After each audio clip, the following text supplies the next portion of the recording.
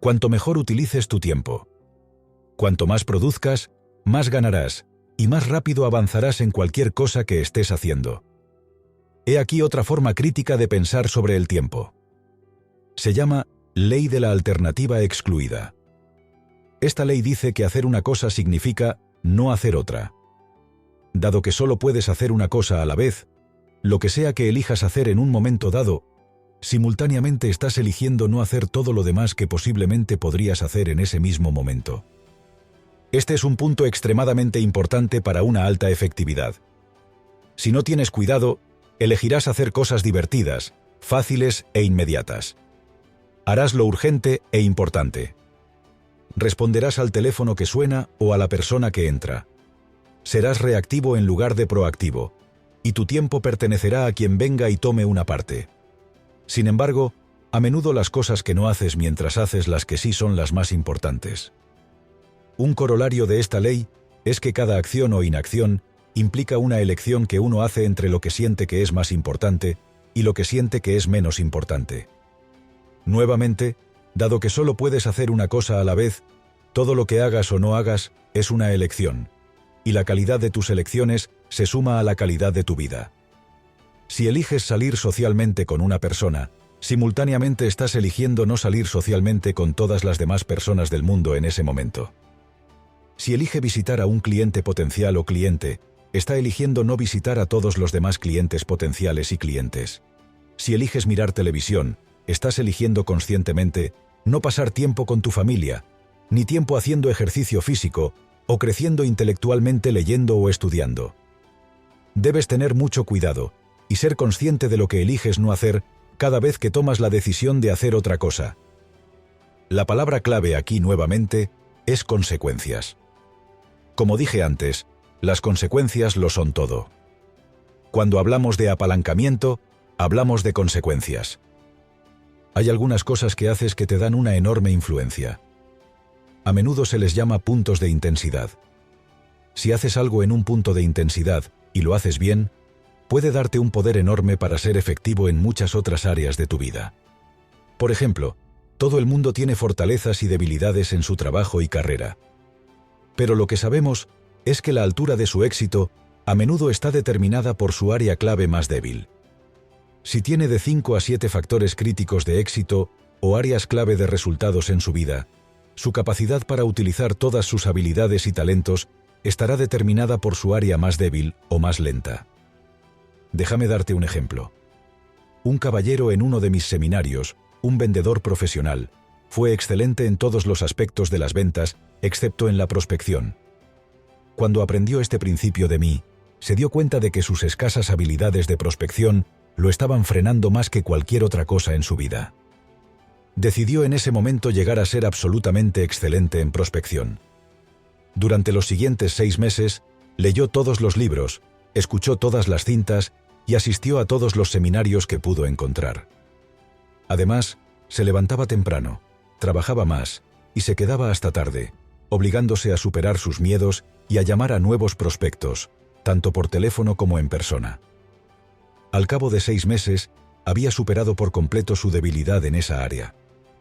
Y lo maravilloso fue que sus ventas y sus ingresos habían aumentado casi un 400% en el mismo periodo de tiempo. Al llenar su cartera de prospectos, pudo utilizar todos sus otros talentos y habilidades al máximo, y cambió toda su vida y la de su familia. ¿Cuáles son tus puntos de intensidad? ¿Cuáles son las cosas que puedes aprender o hacer que te darán una enorme ventaja? ¿Cuáles son las cosas en las que puedes concentrarte que pueden tener enormes consecuencias positivas en tu carrera? Cuando hablamos de hacer listas diarias, una de las mejores formas de establecer prioridades en tu lista es utilizar el método ABCDE. En este método, una tarea es algo que ocupa el primer lugar de su lista. Es más importante que cualquier otra cosa. Si tiene varias tareas A, las organiza en términos de 1, 2, 3, etc. Una tarea A se define como algo que tiene graves consecuencias en caso de fracaso o éxito. Si lo haces o no lo haces, una tarea B es algo que debes hacer. Es útil y apreciado, pero solo tiene consecuencias leves para el éxito o el fracaso. La regla es que nunca debes hacer una tarea B cuando aún queda una tarea A por hacer. Una tarea C, por otro lado, es una tarea que sería bueno realizar, pero que no tiene ninguna consecuencia. Sería bueno tomar un café, salir a almorzar o leer el periódico, pero no tienen absolutamente ninguna consecuencia potencial en tu vida de una forma u otra. La D en este modelo ABCD significa delegado. Cuando mires una tarea en tu lista de cosas por hacer, pregúntate siempre si otra persona podría realizarla o no. Y la regla es que usted delegue todo lo que sea posible para tener más tiempo para hacer las pocas cosas que puede hacer y que realmente pueden marcar la diferencia. La E final significa eliminado. Muchas de las tareas que estás realizando hoy son tareas que has heredado de meses y años anteriores. Muchos de ellos ya no tienen relevancia o valor real. Su capacidad para eliminar tareas y actividades de su vida es absolutamente fundamental para su éxito. Déjame explicar. Un importante cambio de pensamiento que realizan los grandes triunfadores es el de pasar de las prioridades a las posteriores.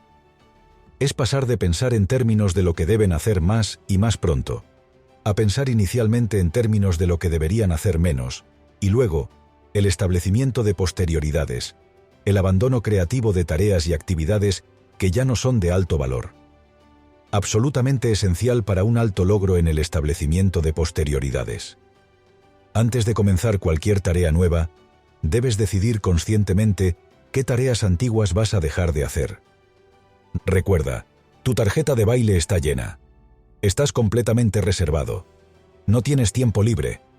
Probablemente estés escuchando esto en tu auto mientras conduces de una actividad a otra. Está abrumado con demasiado que hacer y muy poco tiempo para hacerlo.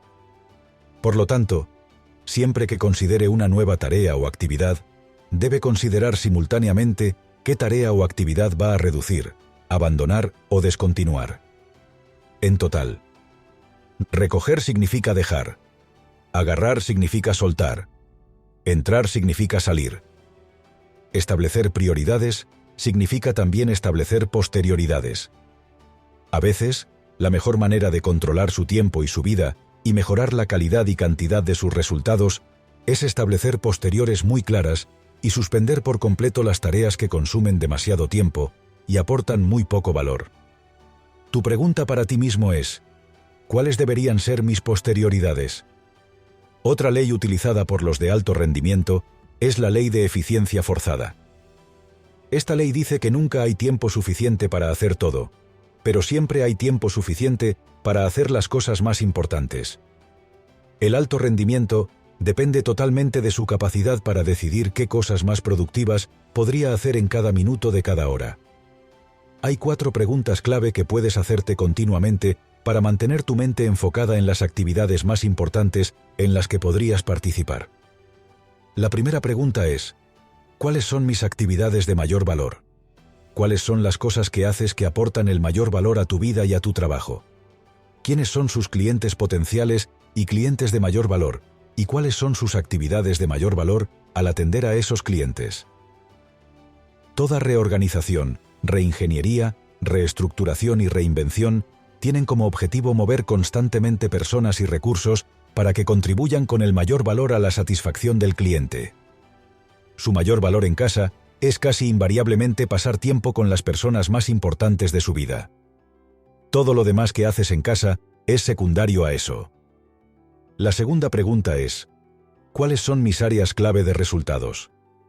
¿Cuáles son las cosas que haces de las que depende el éxito o el fracaso en tu carrera? Un área de resultados clave es un área de la cual usted es completamente responsable y de la cual existe un resultado específico y mensurable. ¿Cuáles son los suyos? Su capacidad para formular y responder esta pregunta y luego desempeñarse de manera excelente en sus áreas clave de resultados es la clave de su futuro. Esta es una pregunta que debes pensar y responder con mucho cuidado. La tercera pregunta de la ley de deficiencia de fuerza es simplemente: ¿por qué estás en nómina? Si alguien te preguntara por qué te pagan dinero donde trabajas, ¿qué responderías en 25 palabras o menos? En otras palabras, ¿qué unidades de trabajo específicas y valiosas o resultados específicos intercambia con su empresa por el dinero que le pagan? Ahora bien, esto puede parecer una pregunta obvia, pero es absolutamente sorprendente cómo pocas personas en el mundo laboral hoy en día tienen una comprensión real de la relación entre lo que hacen y lo que les pagan. A menudo piden aumentos de sueldo, creyendo que las cantidades que reciben en su cheque de pago son completamente subjetivas y están determinadas por si el jefe se siente bien o no, o si le agradan o no. En realidad, la cantidad que recibes en tu sueldo es una recompensa específica asignada por la contribución específica que haces al producto o servicio que finalmente se vende. Al cliente final. Si desea aumentar sus recompensas, debe aumentar su contribución. Hablaremos de esto un poco más adelante. La cuarta pregunta, y una de mis favoritas, es: ¿qué puedes hacer tú y solo tú? Eso, si se hace bien, marcará una verdadera diferencia. Siempre hay algo que tú, y solo tú, puedes hacer. Eso, si lo haces bien, marcará una verdadera diferencia en tu trabajo y en tu familia. Si no realiza esta tarea en particular, no se realizará. Y si lo hace de manera excelente, será una contribución real. Por cierto, normalmente también hay una sola respuesta para esta pregunta. Aunque la respuesta puede cambiar con el tiempo, las personas con grandes logros también utilizan otra poderosa herramienta de pensamiento para organizar su tiempo. Es quizás una de las herramientas de pensamiento más poderosas en términos de alto rendimiento y alta productividad. Se basa en la teoría de restricciones desarrollada por el experto israelí en eficiencia llamado Elihu Goldratt. La belleza y el poder de este principio está en su simplicidad.